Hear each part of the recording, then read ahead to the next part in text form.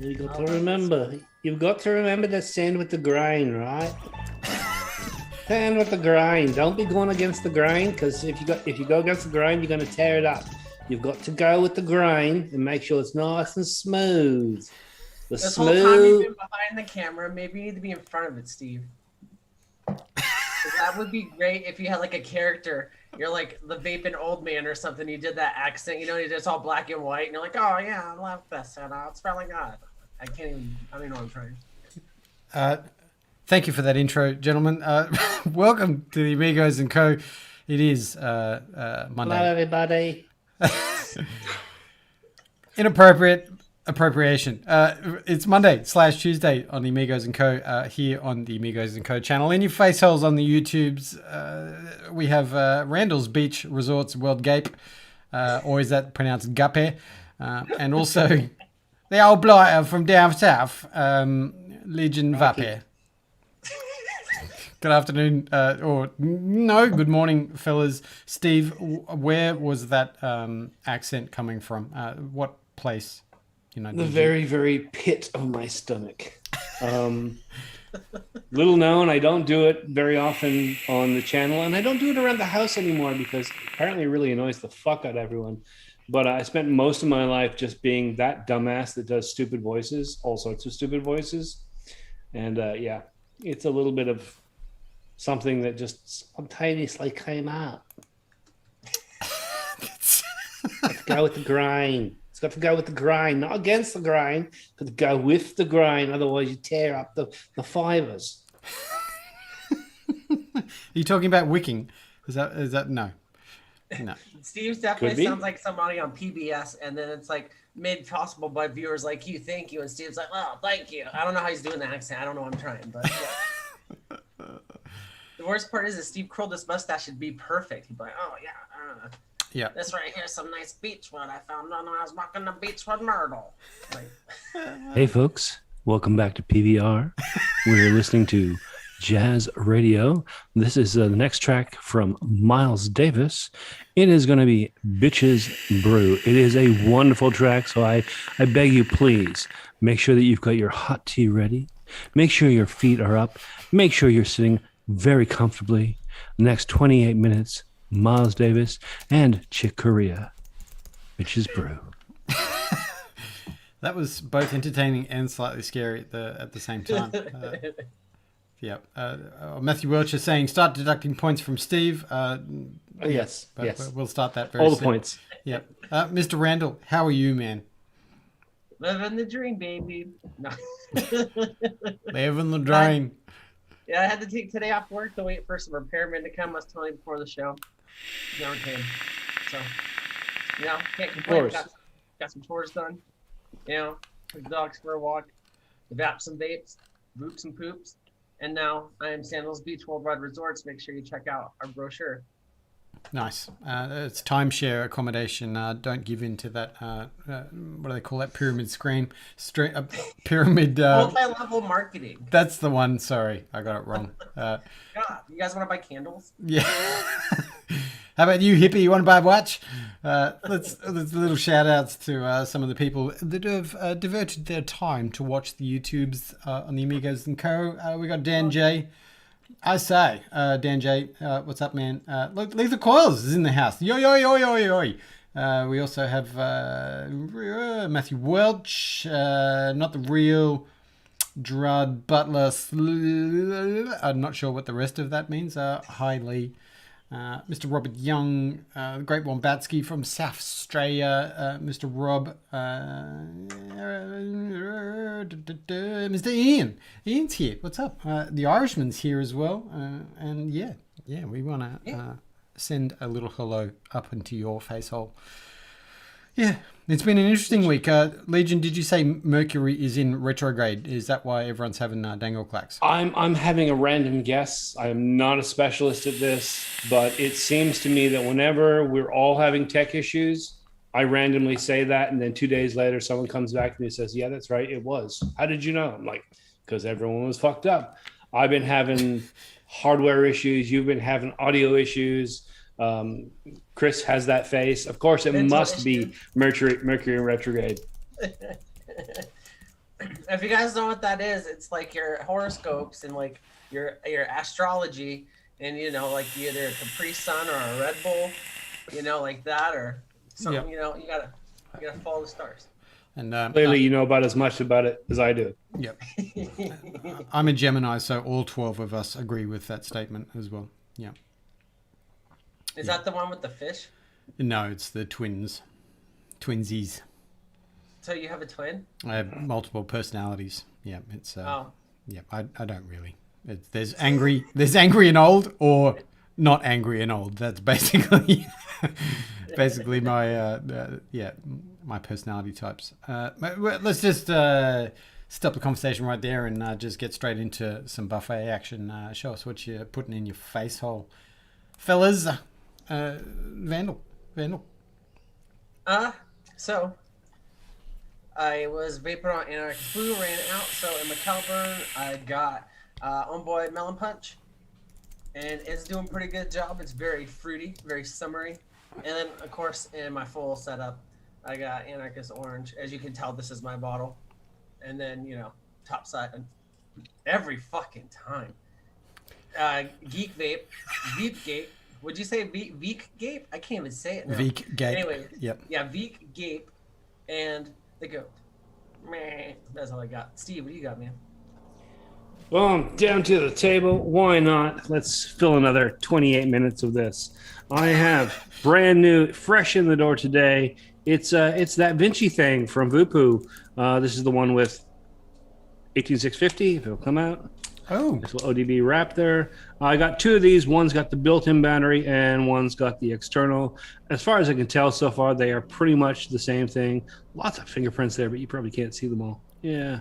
I have to look a little bit further into this. I'm enjoying it so far. Like I said, just came in this morning. But so far, it's like the previous Vinci. It's got a square pod. I can't really tell the difference at this point. So I got to look a little bit more into that. But it's nice. And I got some redback, black and blueberry, and a little bit of grape. That's what's in there. That's a nice little setup. Also cracked open this little device, the Nautilus Prime X. Been sitting there waiting for me to use it for the last couple of weeks, but I finally opened it up. Little pod system. Pull that out. Oh, well, there's a bad thing. If you can't get the pod out, I'm gonna leave the pod in. just because you can't be bothered doing it now. Again, external battery. It's a Nautilus Prime. Comes with two pods. One takes the BP coils. One takes Nautilus coils, which I really like the fact that they're sticking with those. This is a nice setup. I threw in the shisha clouds in there, so that really, really tangy ice lemon. I've been vaping this on an RDA. Really nice. Vaping it here, still really nice, but the cooling has bumped up a major notch. So I can only take it for so long. The back of my throat gets sore.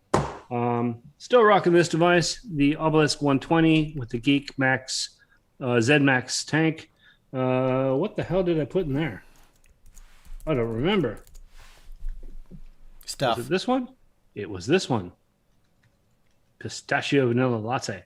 Again, really nice setup. This setup has been my daily banger. Other things float around, but for the last week or two, this is the one I reached for just because it's really nice. And when the battery runs out, it actually charges in 15 minutes. Boom, done. Really fast. Never an issue with that. And last but not least, of course, here it is. Drop 1.5. Tesla Invader 3. Solid. They don't make devices like this anymore. Like, I'm gonna break my knuckles before I break this. This is something you could use this to crush walnuts if you had to. It'd be fine. And walnuts, huh? Do you do that a lot? Yeah. No, but I do ham and cheese croissant. I have another 100 mils of this coming. I can't wait. Apparently, the new batch, way more ham. I'm looking forward to that. Spoken by no vapor ever. I need more ham, yo. Just you wait till Grim gets his hands on it. Mm-hmm. Speaking of which, grim ham and cheese, a grimmed ham and cheese, like grilled ham and cheese.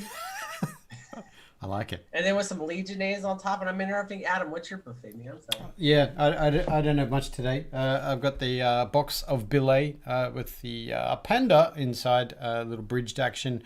I decided to put a 3mm ID into there to give it a rip, and it sounds like a Tommy gun. It's out of control flavor in your face hole. That has the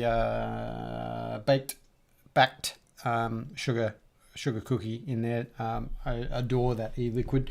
And then there's I guess you'd call it a parliament of snowcap mods.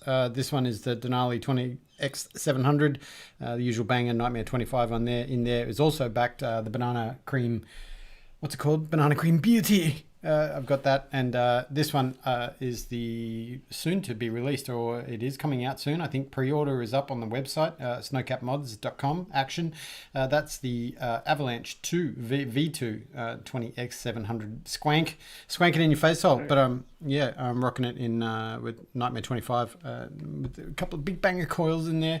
That one has. I'm actually still rocking some Turkish maize. Because if you can't tell, I'm wearing a beanie and it's freaking cold here in Adelaide. It is. Yep. It's cold all the way up and down. Yep. I know all these people will be like, "Oh, it's not cold in Australia." It gets cold here. Yeah, it gets proper cold. It's really cold. Yeah. Plus, you just got. But that's okay. I It's did. okay when it gets cold. We got the snakes and the spiders to wrap around us, and they keep us toasty warm. Yep. Indeed. That's the only reason why I have a cat is so that I can wear it around my neck. Yeah, she doesn't. Just strap it from ear to ear and wear it as a beard. See, you have a beard. Yeah, I have a cat. Same. Completely same. You think this is a beard? This is just It's a my cat. scraggly cat. It's just my cat. Yeah, I'm not sure if you know, but maybe your cat has passed away. Probably. You're right. That was uncalled for, and yeah. A couple of late arrivals into the chat. Hi, folks. Hi to you. Thanks for giving up your time today. Yeah, we were just talking stuff, really, weren't we? Yeah, we were. I will jump in with a little bit of chat. We were talking about organization and stuff like that on Sunday. This is kind of what I like. These two shows on two channels, and they have a different feel to them. But I've noticed over the last year that things tend to jump from one to the other. Just because, I'm talking to you again. So, yeah, we were talking about organization on the Aussie Vape show, and I took a bit of your stuff to heart and worked out a little bit of what I'm doing. I haven't done the over OCD analysis of my daily habits as you do yet. I probably will, though. But I did get myself down to Officeworks, and I made a bit of a mistake. I told you I wanted to get a whiteboard. So I got a whiteboard. Mm-hmm. But I walked in, and there's a really, really nice black one. I thought, well, a black whiteboard is cooler than a white whiteboard, and it's glass. That's pretty cool. And then I installed it, and you can see it right there. And you can see what's happening. That's my light on the whiteboard. Ah, I see. Yeah. See, that's that light. Interesting. Refraction. But I thought you needed to put it in your sight of your line of sight. I was going to put it on the wall over there, but we had paint markings because this used to be where the TV area was. Mm-hmm. And so I used to have a wall mounted TV, and when it came down, it took some paint, and I've kind of been hiding it this whole time. And I thought, well, we'll just put that up over it and that'll be fine. And then I can just have notes there. And maybe sometimes people I could have like funny notes that people might notice, but you can't see anything on there with the reflection. It is what it is, but yeah. Nice. The only other thing I was going to add is, getting organized, pulling out all my boxes, getting rid of. This is the ongoing process. I think this started the week after we had Bearded Viking on. Mm-hmm. So it's been since then, pulling things apart, emptying drawers, getting rid of excess boxes and containers that I have shoved away so that I now have more space to shove outside stuff, like organizing, trying to get this place clean because it hasn't been properly cleaned since I built this area. So that's what I've been doing this week. Small tasks. I also noticed a Fallout big tasks lunchbox behind you. A what? Is that a Fallout lunchbox behind you? It is a Fallout lunchbox. And it's a Bioshock guy next to you, but I don't know what the thing in between that is. I don't know Bioshock. And then the Vault Boys on the side. And then I also like, I don't know if you've done this for a while, and I just now noticed that you put the sunglasses on your like ram's head because it looks like a death claw. You just noticed that? Yeah, that's been there since day one. It's absolutely since day one. To be fair, yesterday I adjusted my aperture. Yeah. So that I have a bit more depth of field, because I used to have like, if I'm here, I'm in focus, and then if I do this, I'm really out of focus, and I wanted to have a bit more room to move. So I did some adjustments, so you can probably see the back wall a little bit clearer now. We don't mind you out of focus. That's fine. It's totally okay. Adam said he didn't want to see your ugly face. Yeah. Oh. Apparently I can't do it today. I would have to get up and change batteries. Oh, you were doing that? Yeah. And then you might find out that I might not have pants on. I might not have pants on. You never know. Yeah. In the words of Lee, to be fair, lunchtime no pants is a thing in many countries, yeah. So it's totally okay. Yeah. Wait, I asked the wife this yesterday. She couldn't give me an honest or a truthful answer. Why is it that a man with pants and no shirt is sexy, but a man with a shirt and no pants is just weird? A woman with pants and no shirt, that's okay. But a woman with a shirt and no pants, it's fucking hot. Why the disparity there? Because you probably look like you have a cottage cheese ass. I don't want to see that. Whoa! To be fair. To be fair. You guys, oh my God, glitter king. That was not a place I thought we were going to go to there.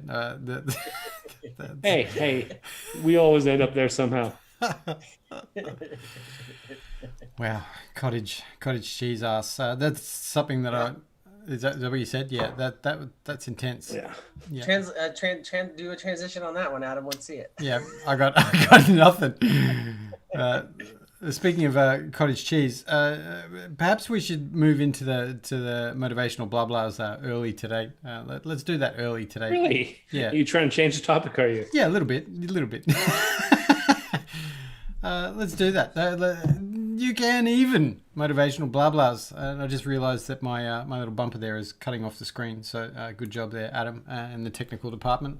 I will bring that up at the next meeting. Let's go to the. Wait a minute. There's a bumper for that? We have bumpers on this channel? Yeah. I didn't know that. I never see the channel. I never watch the replays. I only see the Zoom. Wow. Oh man. Oh, let's just move to that. Thanks, Steve, for your support. Like, subscribe, and comment down below. Don't fear failure. Fear the absence of progress. Talking a lot about that here at home. Fear of failure and stuff going on, because everyone's got so much stuff going on in their lives, and there's all talk about organization and the bigger picture of what's going on with people and stuff.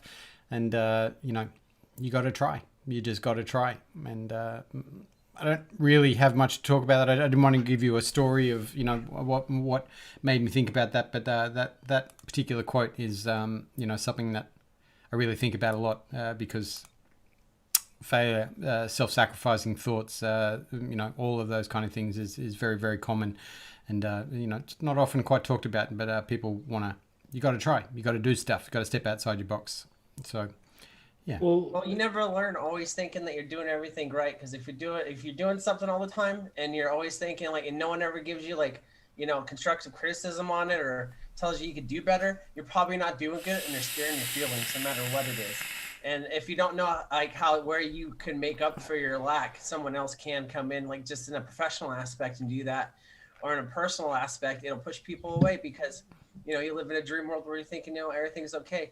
But the fact is when you go out there and you lose, you fail at something, you try something new and you're not that great at it at first, or you do something and you want to give it up right away, that's when you should keep going, because when you fail, you're actually learning. When you go out there and you go your whole life thinking oh, I did everything perfect to a T, you probably didn't. You just weren't either cognizant enough of the surroundings, or you've never actually grown. You're staying in the same spot. Not that you can't stay in the same spot forever doing the same thing. If it works, it works. That's okay. But that's still not, going out there taking chance. And if you take a chance and you fail at something, then you learn where you can make up for yourself and make yourself as a better person, whatever it is.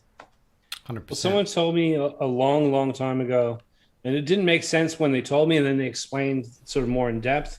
But they said that if you go to the bank and ask for a business loan, they're far more likely to give you the cash to sign on the dotted line if you've had 3 or 4 failed businesses under your hood. If your last business was a complete disaster, then they're ready to give you money. But if you've got 20 years of success and no failures, your business has run and you've sold it at a profit, and now you're looking for a loan for your next business, they're a little bit more cautious about lending you money because you've never made mistakes. You've never had to deal with adversity. You've never had challenges in your business. It was far too easy for you.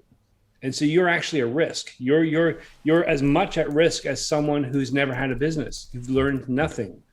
But if you've had failure under your belt, and it took me a while to figure this out, and it kind of really resonated when I realized that it doesn't matter what you're doing. And even if you do change track, fail in your life, fail as many times as you can. Every failure is a lesson. And if you quit something when you fail, that just means that you've decided to take that first lesson and then run away home. You haven't signed up for lesson 2, lesson 3, that ongoing course of life. So failure is vital. Failure is where we learn things. And sometimes it's okay to wipe the board clean and start fresh. Because, sometimes whatever it is, it's a mess. You've got to clean it up. But that's not the same as quitting. I did put it on the screen there, Hundy P. The amount of times I've wiped the slate clean and, started a new journey is, I wouldn't be able to count it on both hands. It's absolutely, and it's never too late to try to get into that stuff. Indeed. I talked about this with my wifey recently. She's doing a little bit of, business on the side with I guess a hobby that's turned into, she wants to push it further. And I guess it feels like that you're just chipping away, no success. And then out of nowhere, it all kind of falls into place. And, now she needs to time manage and got to sort stuff out. And, I'm supremely proud of her for doing that. And I'm sure everyone has a story about someone, or themselves who are doing that, done that, about to do that. You got to try, and you can feel like nothing's been achieved, and then all of a sudden it is. Here's something to consider. These stories that we hear, you hear them all the time about people who won the lottery, and 2 years later, life is worse than ever. I mean, you were able to budget your shitty job and your shitty wage, and you're all just pulling in the belt every week and just getting by, and you win the lottery and you buy a house, you buy a car, you go into debt, you give people money, you do all sorts of stupid stuff. And now you have no job. Everyone hates you. Friends and family are mad at you because you've got no money for them. And you're up the yin yang with credit everywhere, right? You just fucked up your life. So on the same token, there are other people who didn't come into money. They earned it. 10, 15 years of, okay, I'll open a shop. I've got 5 years in this business working for someone else. I've got my own business now. I'm managing the books and being careful, and you slowly grow that business. And after a while, you look at your bank balance and you go, holy crap, I've got $2.5 million there. That's kind of like winning the lottery. I've saved $2.5 million. They don't end up in the same boat. Why is that? Because step by step along the way, they've learned how to deal with that money, to deal with what it takes to keep it, to look after it. They may have lost in smaller amounts along the way, but those lessons then get incorporated. It's amazingly interesting how it's not just like young people, like an 18-year-old fucked it up.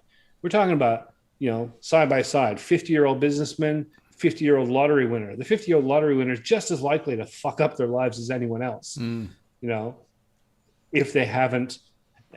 Actually, it would be really interesting to catalog, to go through and find out, okay, so those lottery winners who didn't mess up, What was their life experience? What was their business experience? I'm pretty sure I've read an article about people who do, win not crazy money, not those like the lotteries that you guys have in the US, but I'm pretty sure it was the UK. They were talking about people who got like £1 million, and the amount of those people who lost it, very, very quickly. Yeah. And it's like, wow, I mean, $100 is a lot of money to me, let alone, £1 million. Yeah. And I'm sure, that you either freak out and just like splurge, or you give it to your family. I mean, that's subjective on what happens with that money, but I was very surprised at the amount of people that lost it quickly. Almost all of them, because, and here's the thing, the people who are playing the lottery, and I hate to make a blanket statement, but the majority of people playing the lottery are people that really could do with winning. They're really desperate for that cash. And people who are like busy working in, day out, running their business, whatever it is, whether it's a local chip shop or whether it's a chain of cars or a car retailers or whatever it is, however big it is, they don't play the lottery as much. So there's a less percentage of them winning. I think that makes sense. And the other side is, like I said, if you are a successful business owner, been running your business for 15, 20 years, and you've learned all those lessons, okay, so I've got an extra $2 million. Let's put that into a term account. Let's pay off my mortgage. We'll go out for dinner, and I need a new TV.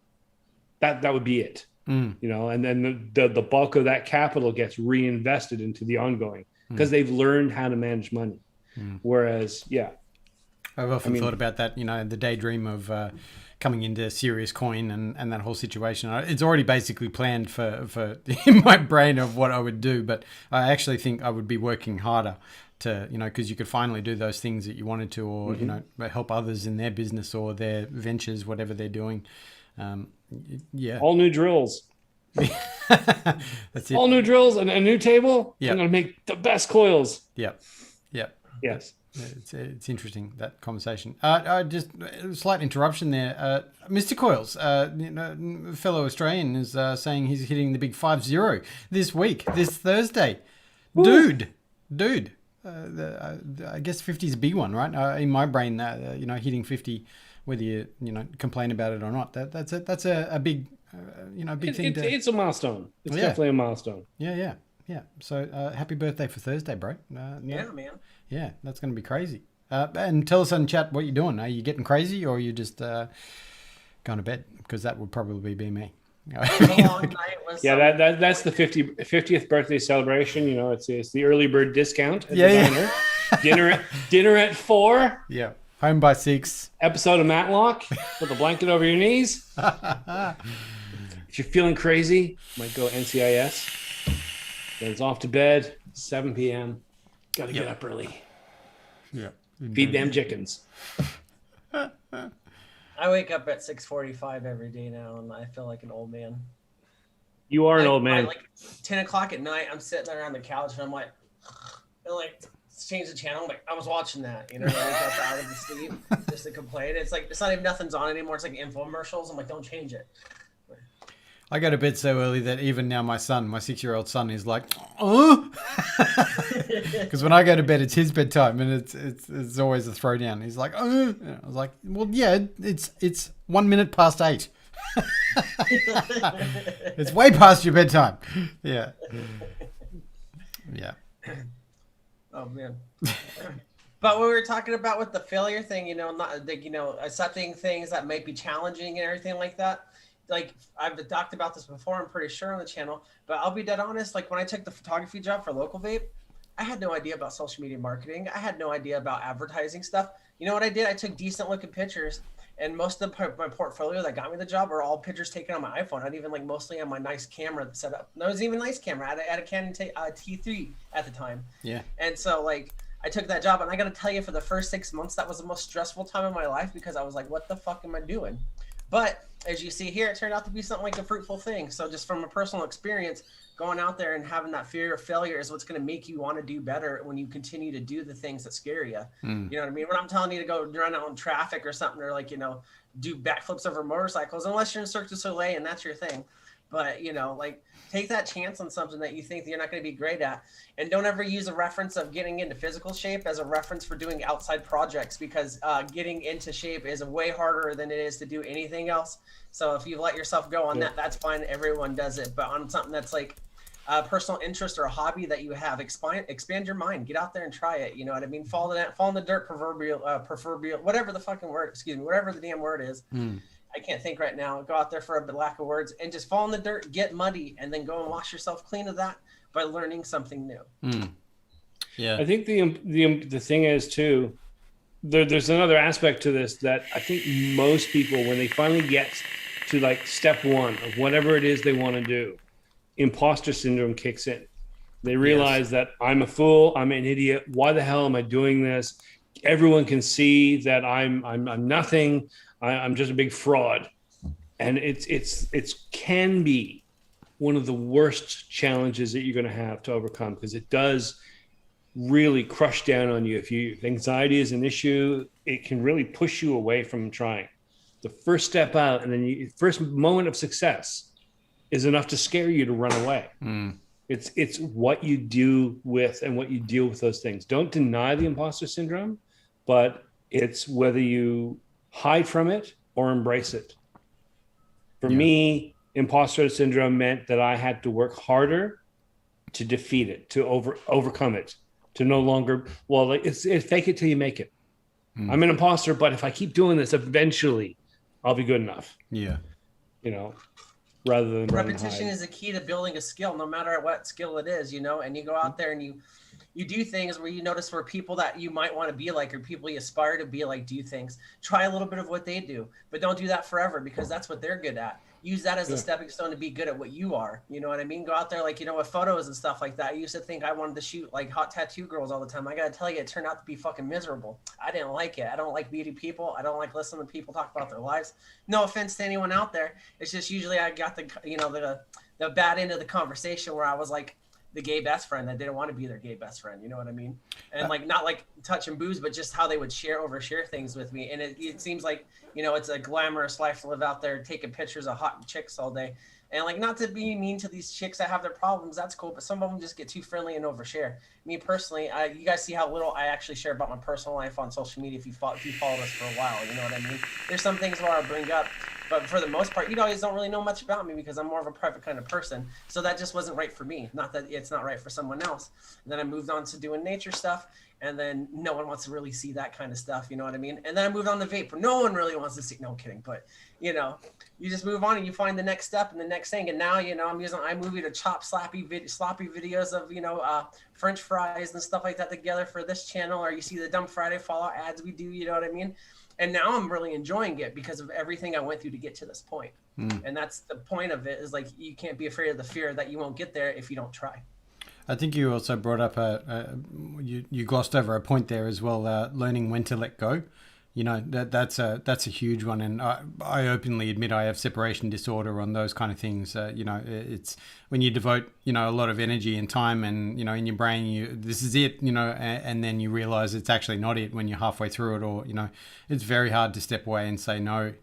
But I don't have any words of wisdom there, but I guess the value of insight and being able to trust your instinct when you get those feelings, and that's a huge one too. And maybe we should I'll do something about that for next week. Maybe look into that a little more, and because I think that's a huge one. I've been very, very what's the word? I've absolutely done that. Like beating the dead horse when you should let it go, and yeah, that's a huge one. Yeah, I think when it comes to relationships, they're going back to where that idea blossomed in my head and trying to put words around it. I think the world would be a better place, and we would all be a lot happier if we could all recognize that moment instinctively, which we don't. Wow, this relationship's done. Time to go. Shake your hand. And then the right time is when things are pretty good, but just falling. Yeah. how many of us have gone and fought, kicking and screaming, arguing and yelling, long letter missives, texts that go on forever, relationship therapy for a relationship that is ultimately doomed. Mm-hmm. And there's no amount of helping it. It would have been healthier to walk away 2 years ago, but we fight and we hurt ourselves. Yeah. And we hurt the person we're with, and we end up with all this negative baggage. Well, I have, clearly experiencing this with an ex, that we couldn't look at each other in the face. I'm literally on a different continent so that I don't have to ever run into her in the street. But had we left 2 years earlier, things would have been completely different. We'd be good friends. And I think we all find ourselves in that spot, not just in relationships, but in interests, in jobs, in hobbies, all sorts of stuff. Yeah.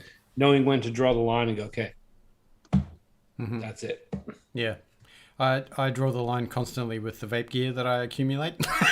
That will be the last thing. I don't need anything else. Oh, hang on. Look at that pretty shiny. Yeah, maybe I need that too. I need the pretty shiny. I love how so usually every week we ask Adam or ask each other like, oh, something you're looking forward to, and it's always no from Adam, no, and then he always has something new. It's because you need the backup of the backup. That's the law.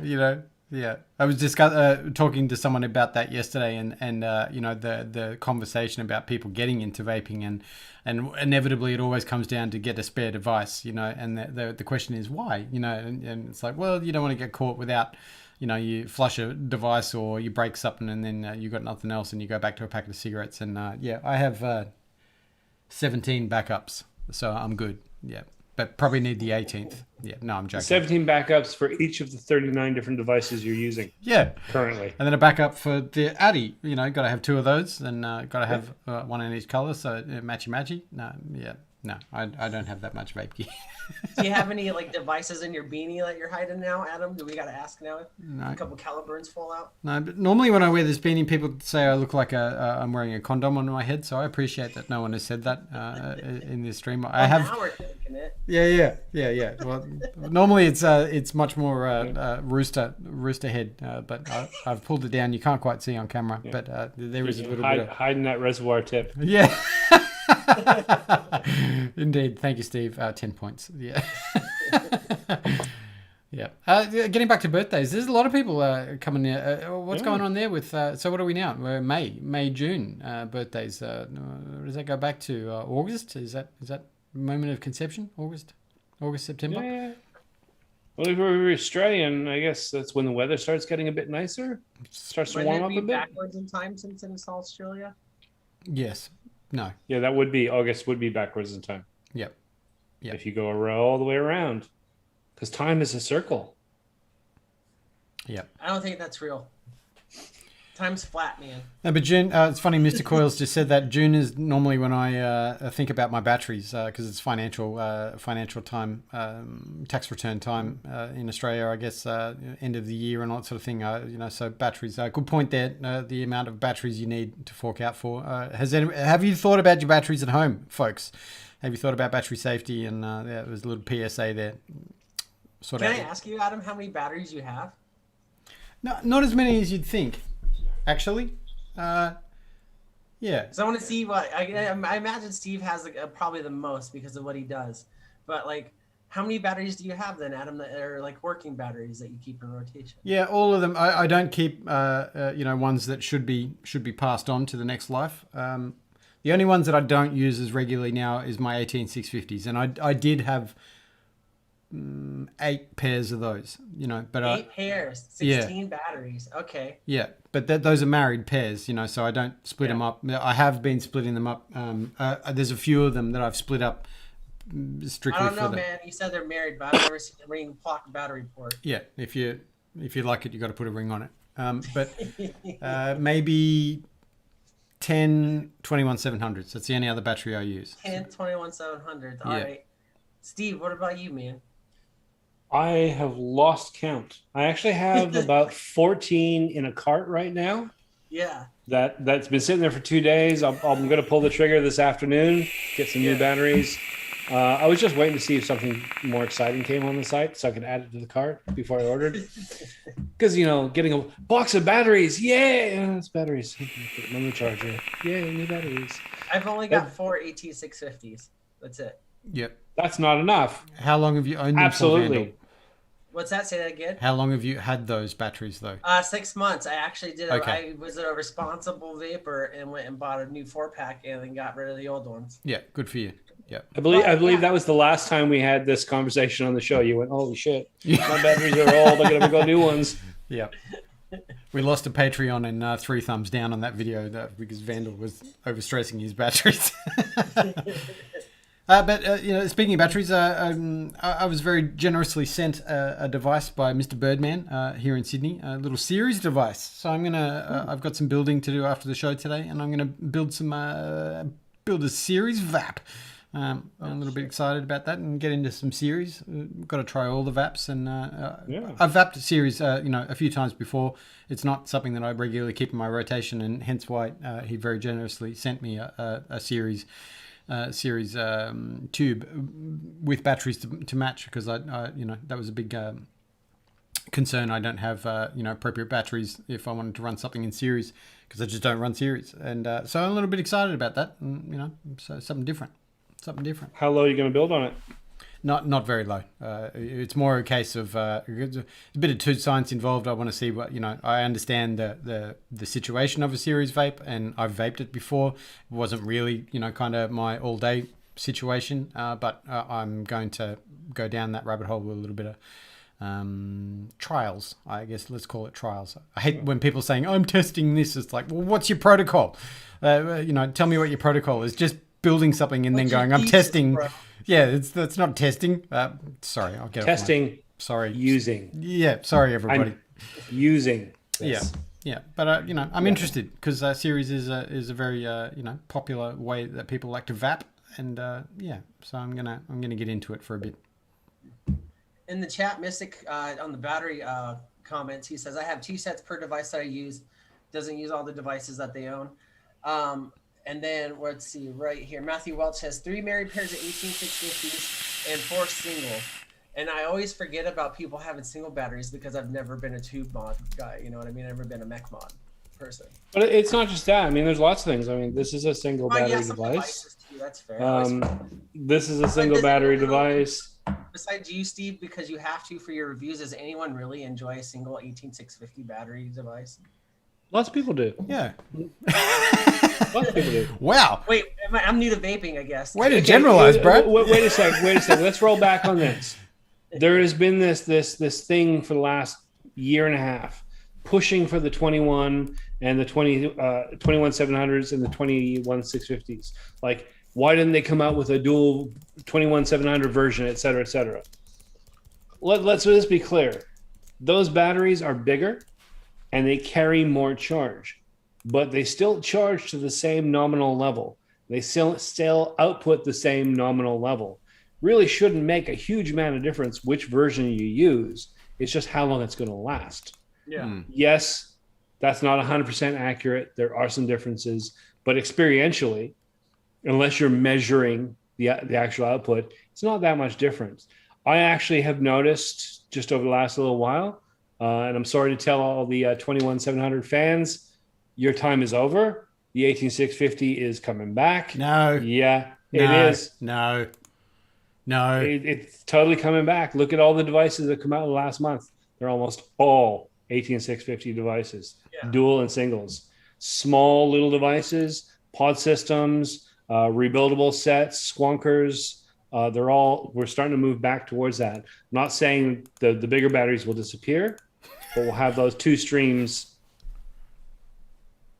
There's more 18650 devices coming out now than there were last year. That's what I'm saying. There's no doubt that they're maybe the larger portion of the market, going that way. But I couldn't see, the hobbyist situation stepping back from a 21700. Yeah.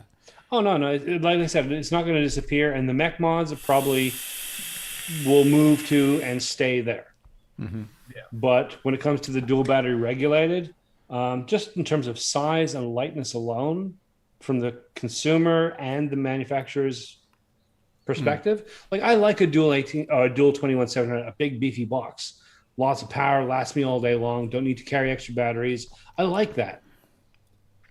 But looking at the consumer market, the lighter weight enthusiast and the entry level people, they're not going for an ammo box around in their hands. They want something they can hold.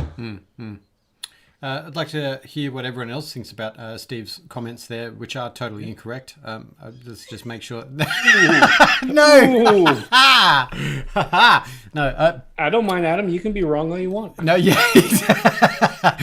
touche, sir. Yeah, no, I 100% agree with I guess the most of that. But what does everyone else think? 18650s for the general market. Continuing that way. I feel targeted there. Overdrips have. I actually want to reiterate and just make sure that we're clear. I'm not talking about my preference, and I'm not talking about what is better. Yeah.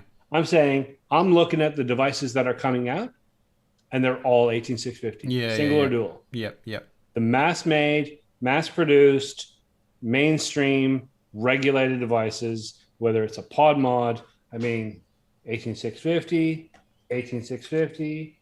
18650. Well, you got to imagine 18650. Right now with the American 3 more over there. They're all 18650. I don't even have a single 21700 device on my desk except for the Odin 100, which is older and sitting in the corner waiting for a rebuildable to put on it.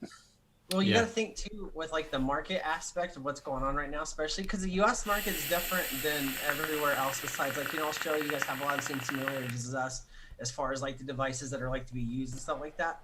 But basically, like I'll just say the Western market is kind of obliterated right now. So everything that's going to be made, that's going to be like these devices, is going to be from China, and 18650 is dominant there. I was going to ask that question because I read something about that online recently. That I guess before the mail ban and all that situation, people were going pretty ham on the 21700s. Has anyone got any information? Like are they hard to get? Are stores eating them up? Like are 21700s becoming less of? I know from my point of view and my perspective, what I know of it, like local vape never carried those. Like not since I worked there. So not since like 2017. So they never carried anything besides 18650s. And I will say that if you want to buy like 21700s, at least from what I've seen in the States, they usually, you buy them on your own from like Samsung or whatever, like whatever a battery company you get. You wouldn't usually get them from a shop or anything like that, unless the shop was able to go out and buy them on their own, and do that. They weren't really something that was a huge wholesale thing. But a lot of people like with like purges, and then like we had some Asian mods came out, like Desire Design, a lot of their stuff besides like the Rage was 21700s and stuff like that. So like they picked up a little bit back then.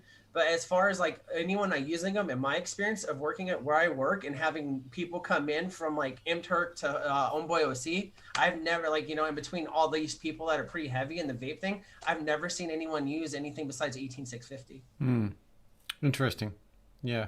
It's an interesting discussion. If anyone in chat has also done what Chris is saying, purchasing batteries off the battery-specific websites, 18650 and IMR and all that sort of stuff, drop us a thing. Because somebody said that to me also, that Australia would soon follow suit, that potentially 21700s will be harder to get due to the worldwide market, snapping them up. So I'd like to know that. We have some people in the chat saying, like, Frames, what's up, Frames? Pretty much only run 21700s. It's rare with the 18650 throw in from time to time, but mainly 21700s. Overdrip says battery size has no bearing on what he wants. A little 18650 mech is dope, and a little 21700 is dope. I like what is cool to me, period. So like, you got your functionality of it. You got the people that use what works for them. Yeah. I do want to pop in and reiterate, we've got two conversations that are happening simultaneously. One is the what I like, what I prefer, what I want to use, and everyone's got their own opinion and their own feeling about that. And you can't be right or wrong. That's just what anyone likes. And the other is what I was saying, where the mainstream market is going, and that's a separate thing. And it's kind of like the pod system thing. The enthusiasts all hated pod systems at the start, but the reality was that pod systems were going to become more predominant, eat up more of the market. It makes sense for companies to make and distribute what sells the most. And what sells the most for them is, with that kind of product, you're looking at entry level dabblers and transitional vapors, that beginning part, not the enthusiast. Yeah. So they pumped out way more pod systems. It dominated our market for a while, and now it's rectifying a bit. The same thing happened with 21700s. We kind of had a market that was enthusiast oriented for a while, and a lot of double 21700 or single 21700 devices in the regulated market. I'm not talking about mechs at all in this. That's a whole separate thing. But the regulated market is swinging back to those, partially because when you make that's good for an enthusiast, that's good for the hardcore, that's good for that earlier vapor that's just transitioning from pods, and for a certain percentage of early just transitioning right now, still a great kit to start with. You can't really go wrong with it, with the Aegis Legend as a starting kit, as long as you aren't expecting mouth to lung. So that device covers a much wider range of the market, and the size and the lightness and the ease of use with 18650s. Yeah, they're just going to go for that rather than making, say, an Odin. No beginner ever bought an Odin because big ass batteries, big ass device. You got to have some big hands, you know. And from the market aspect of it too, 18650s are a lot easier to find because it's the most universal battery that's out there that's high powered like that. Because you see, you use them like when I was in the military. You get flashlights, high powered lumens and stuff like that, or spotlights, you know, or laser pointers for windshields and stuff like that. And it's all 18650 batteries. And then you can also use them on like your headlamps, like we had them attached to our Kevlar helmets for at nighttime. We turn on the lights and stuff like that. Those carried 18650s. So if you're a vape company, it'd probably be a lot smarter too to go with something that you can provide for your, if this is what you're, you know, you bring into like, you know, the thoughts of making the device as something that you can find the power source easily available no matter where you are, when like a 21700 would be a lot harder to find, or, you know, on all those other sizes, which aren't used in a lot more, you know, common devices across the, you know, across all of electronics. Completely subjective thought here, but I'm really glad that as progression happened over the last couple of years, you know, I mean, 18650s are still dominating, you know, but in the same vein, you know, there was a bit of a surgence with 2700s. And I'm kind of glad that, you know, the 21 was almost adopted straight away before, you know, again, like there's many people saying that they're still using 20s, you know, and I mean, God, even, you know, Aspen Modco, you know, devoted everything to a 2700, you know, eggs in one basket situation. But I'm kind of glad that we have the choice of 18650 and 21700. Amp draws and stuff, you know, so yeah, it's I'll say my only experience, I know this isn't the main point of this, but my only experience with 21700s was a Desire Design Squonk actually, and that was my favorite single battery because of the 21700. And I will say that I like those batteries because of how long they last compared to the 18650 and the power I felt I got out of it. Like for a while I was running that dang on top of it with your coils in it, with Anarchist Pink, and that would last me all day. This thing with two batteries, I could barely make it through a whole shift at work. I only work 6 hours a day. Yeah. And there's definitely something to be said for a nice dual 21700 box. It's big, it's beefy, it's got all the power you want. You can crank it all the way up and just cloud out a room, or you can, you know, play it moderate and it'll last you all day long. Yeah. You know, I mean, they're nice devices. Don't get me wrong. I like them. I'm just looking at what the market is right now and sort of kind of making my prediction on, okay, next 6 months to a year, this is what's coming out. Yeah. Sorry, I'm just playing tennis with Vandal on the thing. Oh, there you go. Overdrip saying it was cool when the Dreamer came out. Could use all the batteries a couple of years before 217s hit the mainstream. Yeah, indeed. Yeah. Frames, it's all the cycle, and like Legion Vape said, 18650 is coming back around again. That's exactly exactly right. Like cyclical stuff. You know, Overdrip's throwing shade on the squonks. But squonking is, you know, that's a perfect example of things that have come in and out of fashion very quickly, and hopefully the battery situation and also the other underlying situation is that chargers, you know, are still able to be easily accessed as well, because God forbid that your charger goes and you've got all the batteries and can't buy a charger because it's one of those things. That's the other thing that I keep looking at. My charger is probably getting on 2 years old now, and it still works fine, but I'm worried for the moment that I go, okay, it doesn't work anymore now, and I need to source another one. Yeah. The other thing I was actually, you know what, I'm not even going to make that comment because it's hobbyist vapor, and that wasn't part of the discussion. Do it. Never mind. Yeah. Say it. I was thinking about the DNA side of things and their decision to do the 100C chip. I mean, obviously, they wanted 21700 to go with that, and that's a big eggs in a basket as well. And the funny thing is, though, when that came out, all the comments everyone wanted with the DNA 75C was go to 100 watts, and now that the 100C has come out, everyone's like, I wish I could go to 120. It's like, what do you want, man? What do you want? Actually, with everything that I've said, that's the one thing that may flip it around a bit. Not so the mainstream Aegis boxes and that sort of thing, but yeah, all those single 21700s that have come out over the last year that are 75 watt capped because they've got a DNA or a DNA style chip in there. To see those retrofitted, whether it's not so much third party but by the company, going, okay, so we put out the Odin 75C, let's now do the Odin 100C and release that as a version 2. That would be killer, and that could actually change the direction of the market with so many of those on there. Yeah, I'm looking forward to that because those would be nice devices. There's a lot of people here with a lot more time spent vaping over the years, and DNA have brought out quite a few chips. But my question is, how long did it take for industry to adopt those new releases of the chips? Like, so in this instance, yes, Boxer came out with a 100C. I guess that was probably the first produced device, right? For that chip. I think they worked in combination. Like they had pre-release versions of the chip, and they were aware of it, so they worked in conjunction. Also, 3D printing is a little bit faster and easier to design. Yeah. No offense to 3D printers, but it's a little easier than CNC. Surely Dovpo would be the first big company to take on a 100C chip, right? Well, you would think so, given the way the market currently is. Yeah.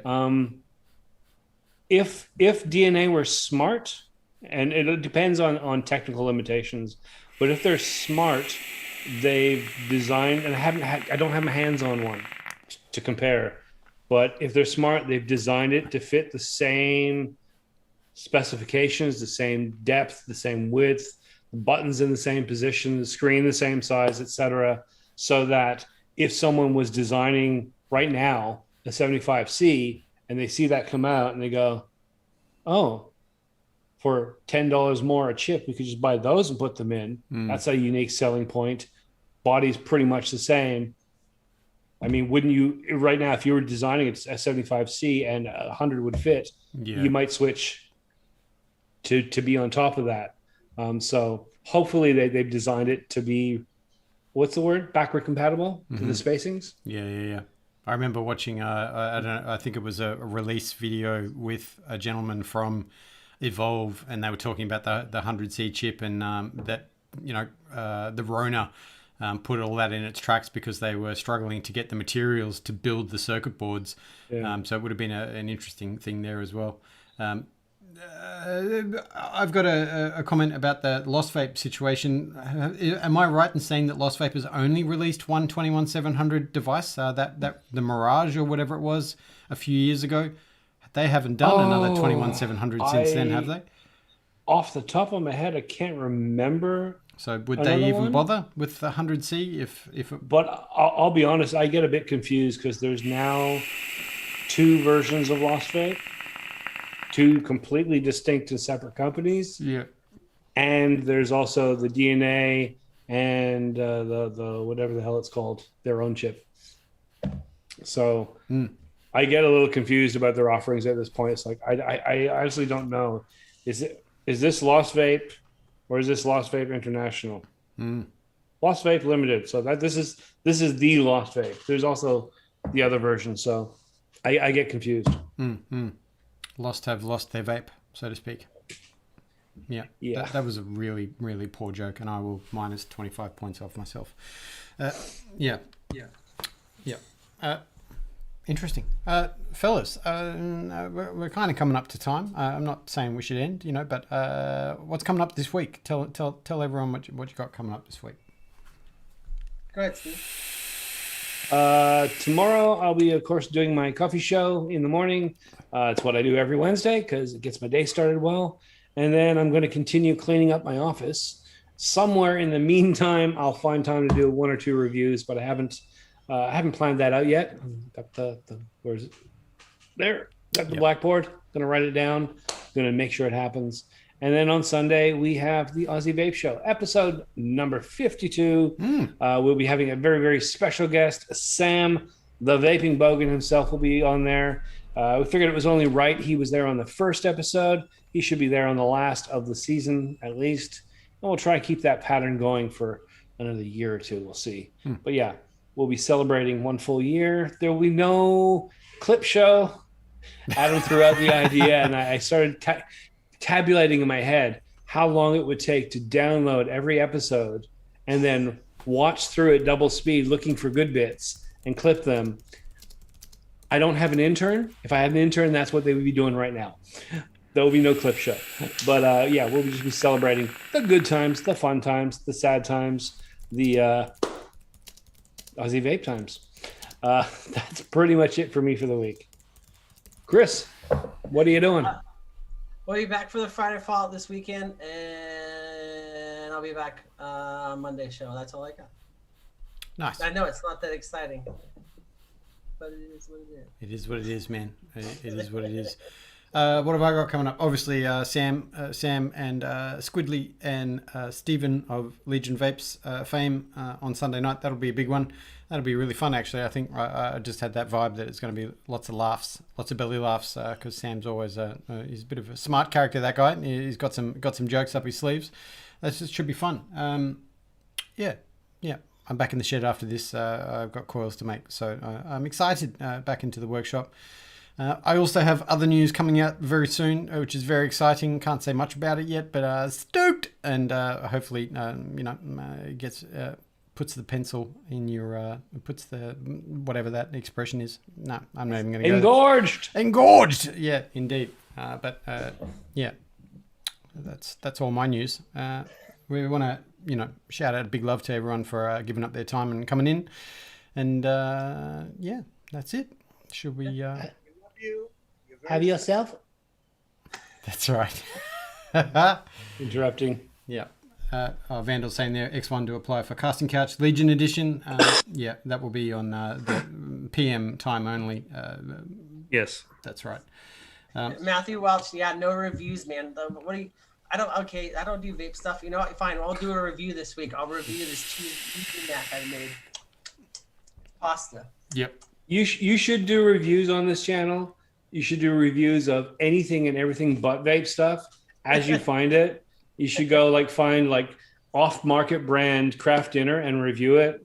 You should buy dollar store lights and review them. You should buy USB desk fans and review them. You should just throw up content like that just constantly, because I think you'd be hilarious at it.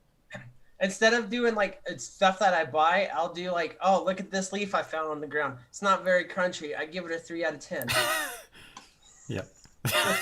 and then try it with salt, a little bit of mayo. And I'm a vegan apparently. Wait, is your okay? Before we leave, sorry, Adam, but Steve, I gotta know: is your ham juice gluten free? I do believe it is. Yeah, it's keto friendly. Yeah, indeed. All right, that's all I needed to know. Awesome. All right, folks, let's end it there. Big love to all y'all. We hope you stay safe. See you on the interwebs and all across the social medias. Thanks for hanging out. Chris, thank you. Mr. Steve, thank you. Yeah, we'll see. Have yourself a lovely time. That's right. Wow, people are always going to forget. Always remember the last words.